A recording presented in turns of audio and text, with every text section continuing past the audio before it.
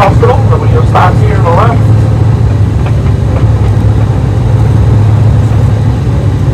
And this is our main building for the native community.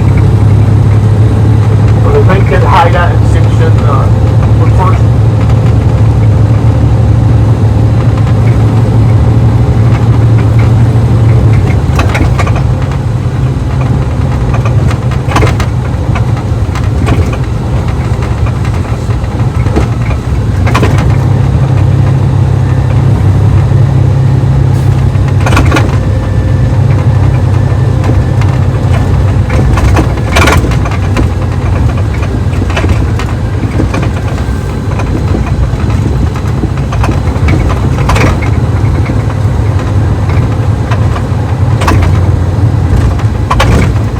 So there's still buildings here on the left-hand side. Those are the tallest buildings that we have in Ketchikan. They used to be for construction workers, and eventually they became apartment buildings. Those are the tallest buildings in town, and this is our main shopping center here.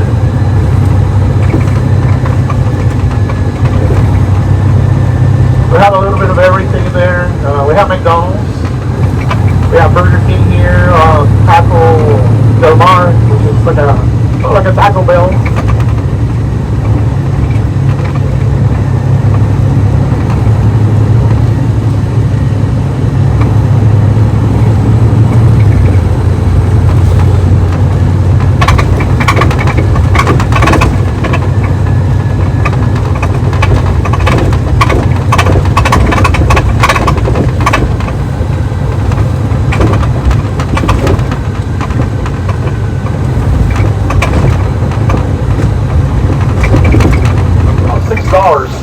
Round trip, and let's say if you arrive here and you the next day you leave, you keep the same receipt, you can use it,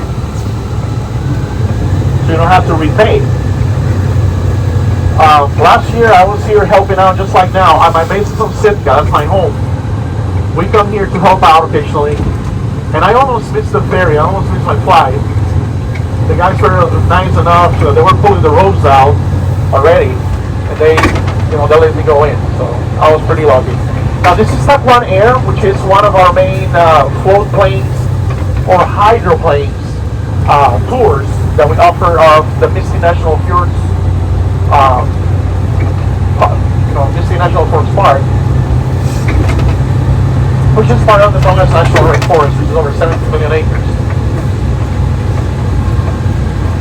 This is part of the facilities, for the ferry, for the maintenance.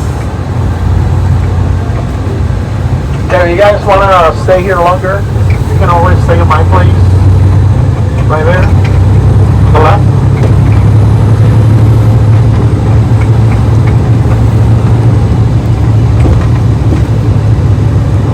So the ferry terminal basically is on this side right here. That's the little terminal for them. And all that cargo that we receive in Ketchikan is right here in this area. It's mostly industrial side of town.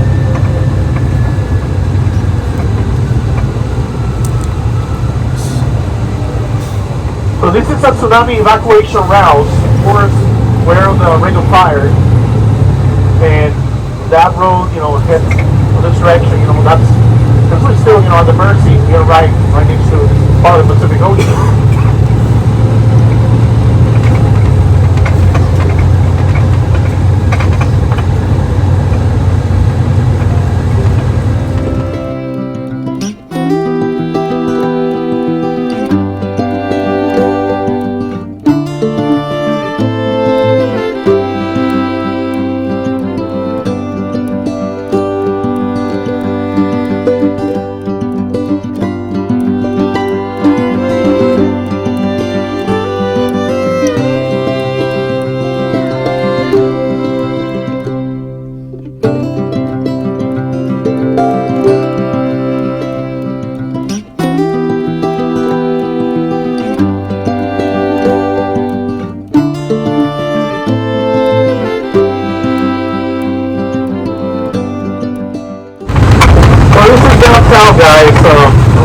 some of the many dumps that we have here. Forest cannabis. If you guys are wondering, yes, marijuana is legal here in Alaska. It's like in Washington, Oregon, California. Well, we see a lot of happy people around here. So this is also the ferry terminal. We have 4 main docks in downtown. Remember what I was telling you about the name Ketchikan? So that was the thundering wings of an eagle, and that's the carving was done by a cricket artist. In fact, when you guys go now to the Saxman house, you guys are going to be learning a little bit about that. I'm not going to spoil it for you, because they're going to be talking to you about tunnel poles and a lot of things, pretty cool facts about Ketchikan. But specifically, from the native perspective. One really interesting fact is that Ketchikan's got over 80 tunnel poles. The place with the most tunnel poles anywhere in the U.S.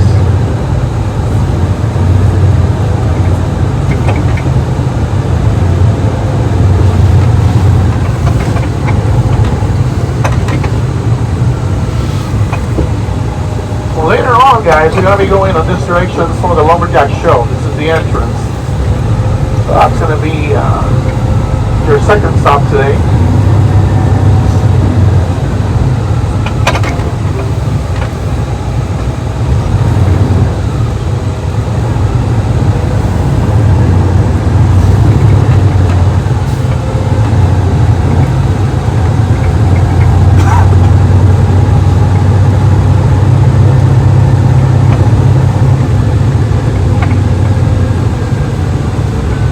This is our federal building. This is a pink building here on the right hand side.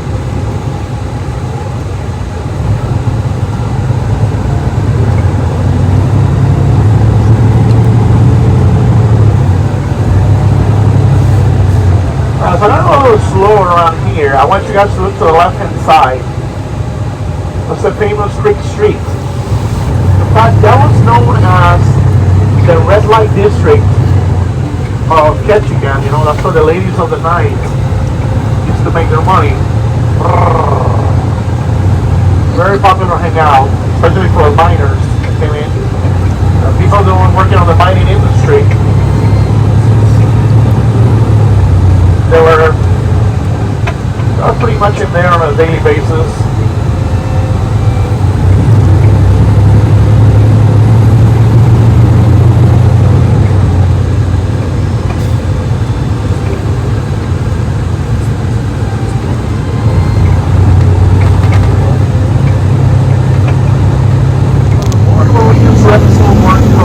Normally that's one of the weekend cruise lines and stuff specific for them. They have their own dock. The rest of them are in downtown.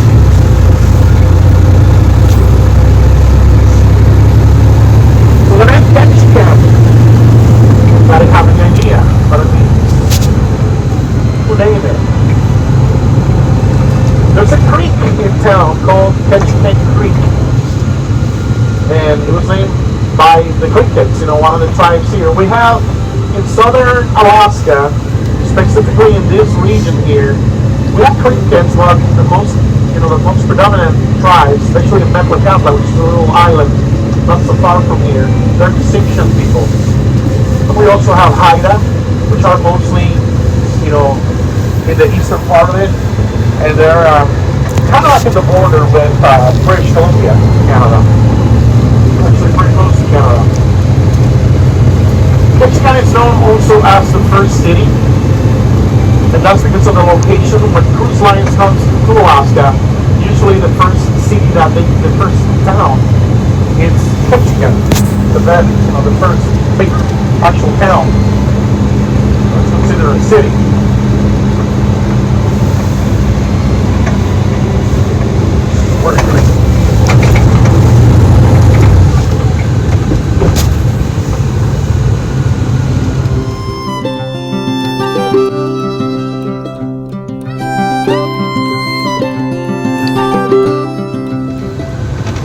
Coast Guards. Yeah, that's Kaisen. Kodiak Island. That's where they have the biggest station.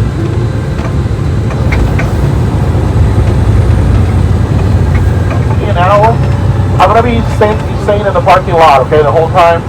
If you guys wanted to leave anything on the vehicle, feel free to do so. I'm gonna be the only person there. If you want to take it with you, totally fine.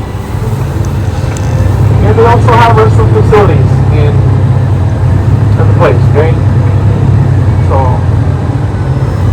as you approach, the restrooms usually, they're like a little house to the left-hand side. You can ask any of the staff, they will let you know.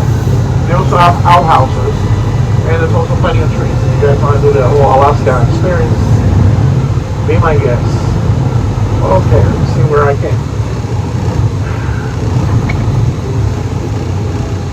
Alright. So it's going to be on this area.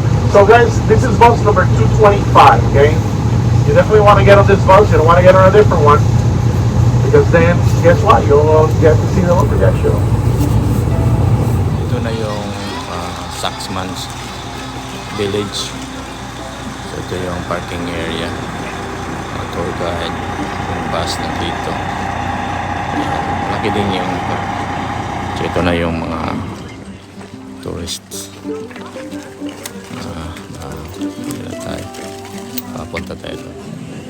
That happened, but I got over it, but not always.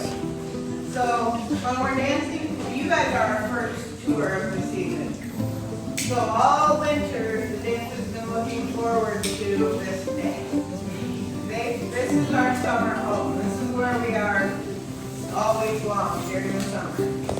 So it's been definitely our day, which is exciting for us. We have some more plans for it, but right now just having it open and seeing it is pretty cool because it's been a long time. We cannot put a fire and use the smoke above because with all the rain here, it's had to be sealed multiple times to keep from leaking inside. And we can't have that would just start a big mess. So as of now, we're working on things to do more with the fire pit, but you guys are the first to see it in a very long time. When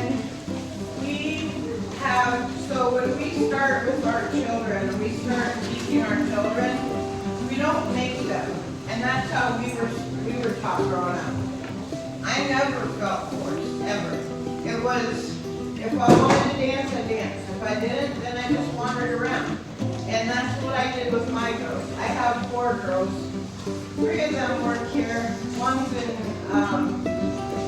school. But I taught them the same way. When they're ready, they're ready. And there's many reasons for that. And the most reasons that stand out to me are, one, when you tell them to stand here and do this, they're not always going to want to do that. And it doesn't make it for a good experience. So when you let them wander, when they're ready, they dance because they want to. They dance because they're proud of who they are, they've watched the dancing, and they're ready. And they'll get in line and they'll just start dancing. And that, we try not to make, we don't look at them, we kind of let them do their thing because they're trying it out. So then they get comfortable, they get older, and then as they go, they